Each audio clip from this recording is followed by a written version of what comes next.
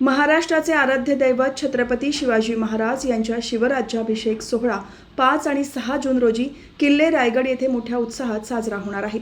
या सोहळ्यासाठी दरवर्षीप्रमाणे यंदाही देशभरातून हजारो शिवभक्त रायगडावर दाखल होत आहेत।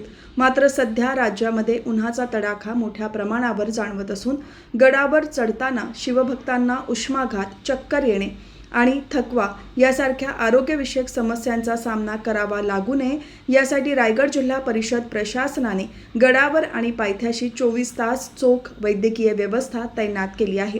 सध्याच्या तीव्र उन्हाचा विचार करता आरोग्य विभागाने रायगडावरील विविध मोक्याच्या ठिकाणांसह पायथ्याला असलेल्या पाचाड येथे राजमाता जिजाऊ समाधी परिसराजवळ तात्पुरती वैद्यकीय मदत केंद्रे उभारली आहेत। गडावर चढताना पाय घसरून होणाऱ्या किरकोळ दुखापती किंवा उन्हामुळे येणारा थकवा यावर त्वरित उपचार करण्यासाठी सर्व प्राथमिक आरोग्य केंद्रांमध्ये जीवनरक्षक औषधे आणि आवश्यक लसींचा मुबलक साठा उपलब्ध करून देण्यात आला आहे। कोणत्याही आपत्कालीन परिस्थितीला तोंड देण्यासाठी गडाच्या पायथ्याशी आणि परिसरातील प्रमुख मार्गांवर 24 तास कार्यरत असणाऱ्या रुग्णवाहिका सज्ज ठेवण्यात आल्या आहेत।